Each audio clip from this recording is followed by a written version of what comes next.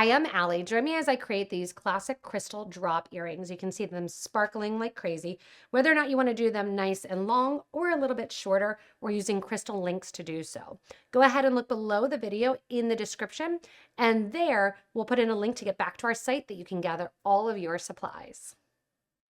Right? Sometimes it's great to get back to the classics for these earrings and just use head pins, jump rings, and some standard materials.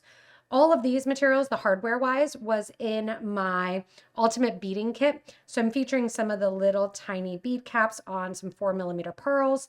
I have an 8mm pearl here that I used on the piece that we'll be making, and 4mm pearls, the same ones used on the jet piece. We just got these links in and I love them. There's 10mm ones as well as 14mm. We have silver and gold in the jet and crystal, and then the silver in a couple different colors. I also grabbed from my kit as well some jump rings and 2 ear wires.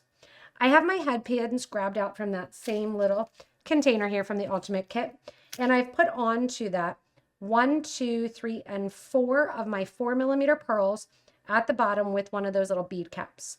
I've also put 1 of my 8mm pearl for a little bit more dangle. You don't need to go this low, but you can. If you just want to do the connection, you can also cut off that jump ring. Nothing says that you can't. I then have for the interior, for the linking here, 4 of the pearls that are just by themselves without the caps because I didn't want that much silver in the middle. This is a really elegant design, and I think these are perfect actually for me to wear for St. Patty's Day. The first thing I'm going to do after putting all of my beads on head pins is cut down my beads, or cut down my wire rather. You can use a hand or you can use a pliers to go in and physically turn your wire 90 degrees right above your beads. Now I'm doing just a regular eye pin, not a coiled eye pin. So I'm just going to turn these here, and I actually have my pliers that have a little bit of a ridge in the jaw just because I had them out from gripping. But if you have ones that don't, just those needle nose pliers, that is great too. I'm turning and turning, so you can see I'm doing it all at the same time. The next thing we're going to do all at the same time is go in and make some cuts with our wire cutter. Also, we have the same amount of wire afterwards. And how do you determine what that cut looks like and where to make it? Trial and error. So once I do one cut, I can do a loop and see whether or not that works for me. I actually have the scraps here of the alternate side that I can use as well to measure and figure out exactly where to do my cut. I'm going to eyeball it after years of experience, and I'm going to take an additional 1/2 inch there off of my head pin. Now what I'm going to do is see how that ends up. I'm going to go in here to my round nose pliers, round it out. Oh no, it came up way too long. So I'm going to go in and I'll use that as my reference. I'm going to cut more of that wire off. Now I know how much to use to cut off at the end. This one here, sometimes you're like, oh no, it's a little bit too short. So you want kind of that Goldilocks somewhere in the middle. I want that loop to be nice and closed. So now I can eyeball and say, all right, here's exactly where I want to cut that head pin off extra. And it's going to be the exact same for all of them. If you are somebody that is really, really into measuring, you can certainly measure each one here. You can grab your ultimate ruler, which I absolutely love, and use that for your measuring. You can continue to cut. Ooh, I cut a lot there. Have that nice little snap. Whenever you're cutting, especially if you're in a class or around people or have pets, either hold the opposite side of your cut or cover your hands over top of your project so that extra wire doesn't fling off onto your carpet, injuring a child or a pet. Safety first. You can even wear safety goggles if you want to. I try to grab onto the opposite side. All right, now that I have all of these done, I'm going to go back in with that round nose plier and I'm going to make all of my loops. When I'm making my loops, I want to make sure, because I'm not going to be opening these again, that that loop touches right against. So how are we making the loop?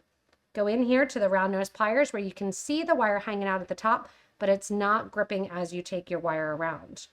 Roll that pliers over and complete your little eye pin. You're going to continue doing this for all of the pieces. So if I wasn't doing the video, I would have done this all at the same time. Going in here, rolling this out. If some are a little bit longer, you can go in and cut them a tiny bit. This one didn't get as much of a cut. I'll just cut it a little bit more. and close it up. Want a monthly dose of inspiration while stocking up on your beading supplies? Potomac Beads Treasure Box is a monthly subscription where you can save up to 60% off new and exciting materials. Every month, you'll receive an assortment of unique and exclusive beads in a variety of colors and shapes. Whether you're a beginner or an accomplished beader, the Treasure Box will inspire you to create unique projects for yourself and to gift to others. Unleash your creativity with a Treasure Box subscription. Visit PotomacBeads.com/subscriptions today or click on the link below in the description to get links to get back to our website. Once all of these are closed, then we'll go in and we will start to assemble. The assembly is done with my jump rings, and that's where I said I'm not going in and reopening these loops. So I want to make sure they're nice and closed. You can see sometimes it kind of turns to the side there. Don't worry about it. You can go back in with your round nose pliers or just with your needle nose pliers and kind of straighten that out.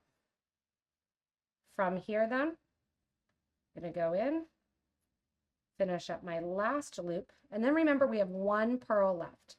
That pearl that's left is going to go on the top of our ear wire, which you can either make or you can use one that's already made. So now we have all of our little rings. From here, we're grabbing our jump ring. We're going to open up our jump ring by turning to the side. So we're going to open up that ring, turning to the side there, pulling that open. The pearl gets in the middle, and we know that we have 1 and 2 of our jump rings that have, or 2 of our pearls rather, that have the bead cap on the bottom. Then our big one. Then 2 more that have the bead cap at the bottom. And then we're going to go in and put on our bottom link. I go back in with my pliers and we're going to close up that loop. You want to make sure that loop is nice and closed, because if it's not, you'll end up losing some of your pearls that hang down as that dangle. Because we put 2 on one side and 2 at the other of our bigger pearl, those should work really nicely and cascade as you're wearing them. From there, then we're going to grab our next jump ring and we are going to link it to our smaller of our link here. But to begin, we are going to start with 1 and 2 to make it symmetrical of our rings. Then we're going to add our bottom link. Then we're going to add 1 and 2 more of our pearls. And then we're going to start with our top link. This way, 2 go to one side, 2 go to the other. And you're watching me go ahead and close it up. You can grab 2 pliers if you need to make sure it's nice and closed. If it kind of gets bent open like that, grab another needle nose pliers or grab your round nose since they're already there. Hold one side and turn the other back and into place. Again, making sure that's nice and closed off so that way you don't lose any of those eye pins. Final step in making these classic dangle earrings is to put on your ear wire. The ear wire here, we're just going to open up and put on that top loop. However, I want to decorate mine with a pearl. I can do this with 2 of them, 1 on each head pin to the side of this one here, or I can put 1 on my ear wire. To do so, these ear wires from the Ultimate Bead Kit are already there. I'm going to pretty much straighten out the wire. So I'm bending it and I'm straightening it out. From here then, after I put on my 4mm pearl onto that ear wire, if it gets stuck, that means straighten it out a little bit more, going around those curves. And then after your pearl, and if you ever have trouble putting things on like this, you don't want to push. You want to twist as you're working with it. So see that bend in there that it doesn't want to go around? I'm going to go in and flatten that out. Take my pearl over that bend by twisting. And then I need to go in and I need to re-round out my ear wire.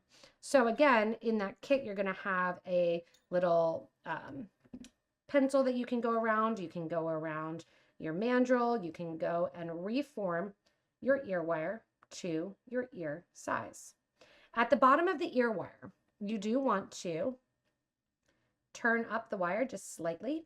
That's going to keep that pearl from falling off, and also it keeps the earring in your ear. From here, open up your ear wire, turning to the side. Put that guy on. And keep in mind, if you have a bigger ball there that won't go over the loop, you have to do that before you put your pearl on. See how that's bent just a tiny little bit? I'm going to straighten it out. And that's it. Your classic pearl earrings and your classic dangles are completed. Whether or not you do them really long, really short, do a link in between, or do the groupings with the jump rings in between. These links here are a beautiful look to grab onto that crystal larger drop because they're bezeled as well. They add really a sophistication to these classic drop earrings. Thanks so much for joining me in creating these fun crystal classic link earrings. If you need any materials, remember there is a link below the video in the description to get back to our website. As always, we hope to give you creativity and that you form those fundamental skills that make you the better beader, just like creating these earrings, doing your jump rings and your head pins. Remember, if you haven't yet, hit that subscribe button so you don't miss anything from us here at Potomac Beads, and stay tuned for more inspirational designs.